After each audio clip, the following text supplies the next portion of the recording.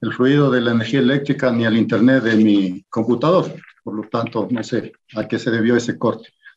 Bueno, estaba comentando de que el desconocimiento de la aplicación de la Ley de Seguridad Pública y del Estado vigente fue aprobado en el 2009, después que se derogara la Ley de Seguridad Nacional a raíz de los ataques de Angostura, donde supuestamente el gobierno no tuvo la inteligencia debida a la información exacta, anticipada. Volvieron a surgir con esta nueva Ley de Seguridad Pública del Estado en el 2018 los atentados en la frontera norte. La Asamblea, por su parte, definió y designó 19 asambleístas para revisar todo este entorno y ver la factibilidad de elaborar una nueva ley. Así se lo hizo. La Ley Orgánica de Seguridad Integral Pública del Estado, de la cual fui parte. Éramos 19 asambleístas que no, en 2 meses no se pudo conformar este avance por el gran número de asambleístas. Pedí en aquella época que se disminuyera a 7 y así quedamos. Y elaboramos el primer informe que fue debatido y aprobado en la Asamblea Nacional, en esta Asamblea Nacional. Sin embargo, luego de hacer el informe para segundo debate, esta fue calificado por el CAL y enviado a la comisión para que se tome en cuenta en la comisión simplemente y que se archive. A la final se archivó porque a la par el presidente de la República envió otro código, el Código Orgánico de Seguridad del Estado, que todavía se sigue en análisis en esta misma comisión. Por lo tanto, sigue vigente la Ley de Seguridad Pública y del Estado. Y en su primer artículo, si me permite, señor presidente, dice el objeto de esa ley: tiene por objeto regular la seguridad integral del Estado democrático, de derechos y de justicia y todos los habitantes del Ecuador, garantizando el orden público, la convivencia, la paz y el buen vivir en el marco de sus derechos y deberes como personas naturales y jurídicas, comunidades, pueblos, nacionalidades y colectivos, asegurando la defensa nacional, previniendo los riesgos y amenazas de todo orden a través del sistema de seguridad pública y del Estado. El que debe presidir y el que debe convocar al Consejo de Seguridad Pública del Estado es el señor presidente de la República. Hemos pasado desde el 2016 con esta ley, en la cual sucedió el terremoto y más bien hubo un reparto de zonas para que puedan aliviar o aliviar aquellos que sufrieron el terremoto. Pero hoy están cuestionados porque se llevaron $3,000 millones de la recaudación y además de eso 4,000 millones que permitió legitimar con ese mismo decreto, es decir, $7,000 millones. No se reunió el Consejo de Seguridad Pública del Estado, no hubieron políticas claras. Y después surgen nuevos problemas a través de los años. 2016, el terremoto, 2018, también los ataques de la frontera, tampoco se reunió el Consejo de Seguridad Pública del Estado, 2019, los motines en las cárceles nuevamente, 2020 de la misma manera, se decretó estado de excepción, no pasó más de eso, sino que nunca se reunió el Consejo de Seguridad Pública del Estado. Porque ahí el que debe presidir es el presidente de la República y debe convocar el señor presidente de la República al Consejo de Seguridad Pública del Estado. No se lo hizo, no se lo ha hecho. No es que en este momento, porque existieron estos asesinatos, macabros asesinatos, todos deben renunciar. Creo que con la renuncia no va a solucionar absolutamente nada, absolutamente nada. Aquí hay una corresponsabilidad de quienes están inmersos en el sistema de rehabilitación, en el sistema de la seguridad ciudadana, pero no dependen solamente de un ministro. Depende de este análisis del fenómeno, de los factores externos que existen a nivel global, internacional. Yo lo había señalado en alguna exposición que hizo en el Pleno respecto a que el Procurador de México ya en el 2016 advertía de que existen aquí en el Ecuador varios carteles de la droga, ¿no?, que estaban en Ecuador y que en vez de disminuirse se ha ido incrementando nuevamente. Cuando tratemos de forma global desde la presidencia y que exista un liderazgo, podemos solucionar los problemas. No podemos endosar exclusivamente al director del SNAI como el responsable de todo, cuando hereda una serie de factores internos y externos que no puede solucionar. Debe haber un plan integral de rehabilitación planteado por todo el directorio del SNAI. Debe haber una planificación afianzada de la seguridad ciudadana para que armonicen con todo lo que es el sistema de justicia. Es decir, nosotros tenemos que sentarnos a buscar las soluciones, pero de acuerdo a la normativa existente y los servicios de inteligencia, porque por ahí decía un exministro de Justicia y del Interior en aquella época, hoy asambleísta, que él ya conocía 15 días antes. Bueno, ¿y por qué no informaron a quienes debían informar? A la justicia, al propio comandante, se lo informó. Mi pregunta puntual para el señor ministro es, también para el director del SNAI, antes, si tenían la información antes, fueron convocados al Consejo de Seguridad Pública del Estado de acuerdo a la Ley de Seguridad Pública vigente, o después de lo que sucedió, la masacre del 23 de febrero, fueron convocados a la ley, al Consejo de Seguridad Ciudadana y Orden Público, al Consejo de Seguridad Pública y del Estado. ¿Qué resoluciones tomaron para enfrentar el problema global, no solamente de la crisis carcelaria, que ya todos sabemos cuáles son esos factores internos, incluido la corrupción, que no ha podido desterrarse dentro de los centros carcelarios?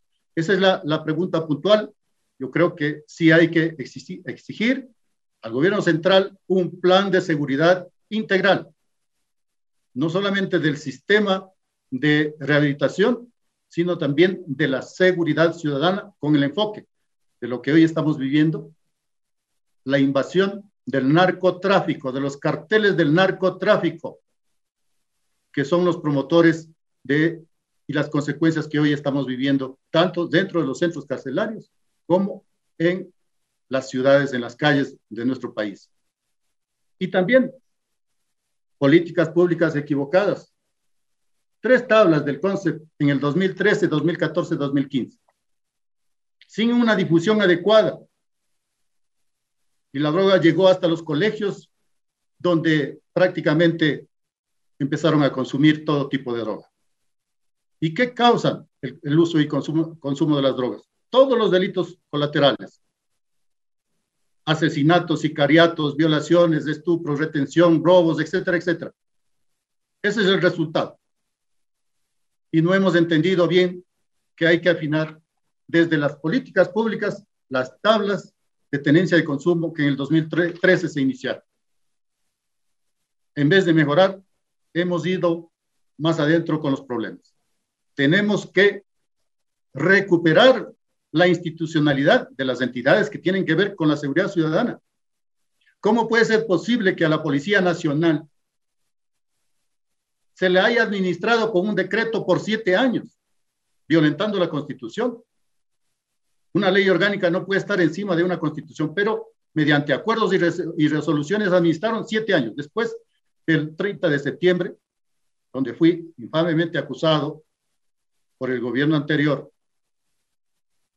el 11 de enero del 2011, el 17 de enero del 2011 se emite el decreto 632, desconociendo prácticamente la ley orgánica y la ley de personal. Y se empezó a analizar en la Asamblea el proyecto enviado por el Ejecutivo del Código Orgánico de Entidades de Seguridad Ciudadana y Orden Públicos, el COESCOP, que demoró todo ese tiempo y aprobamos con un veto parcial de forma, no de fondo, en el 2017, apenas entramos.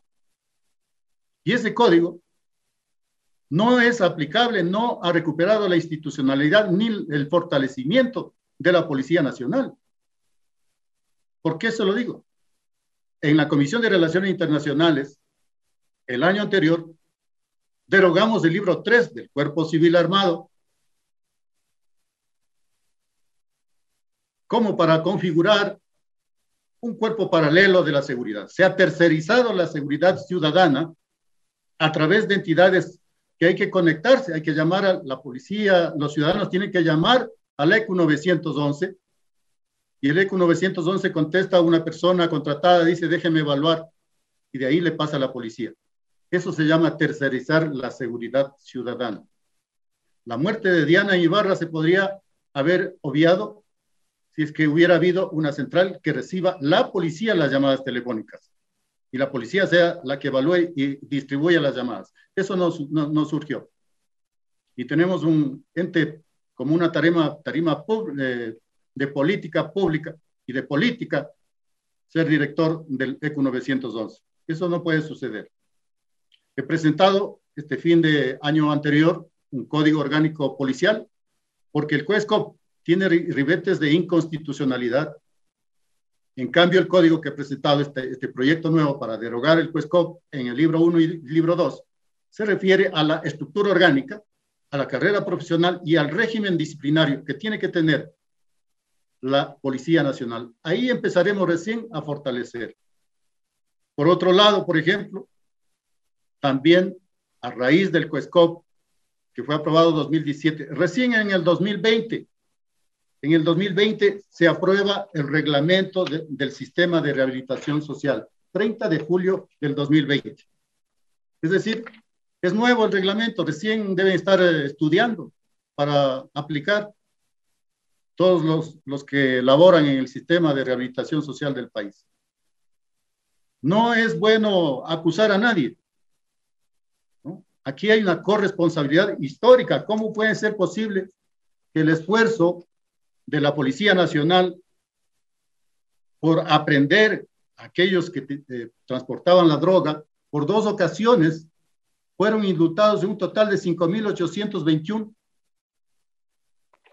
privados de libertad relacionados con las drogas? Entonces, el esfuerzo de la policía, ¿para qué ha servido? ¿Por qué no les dijeron simplemente, no los detengan a ellos que tienen hasta 2 kilos de droga? Eso sucedió con la Asamblea Constituyente del 2008. Entonces, no es responsable el que esté de turno en este momento, pues. Hay antecedentes de larga data.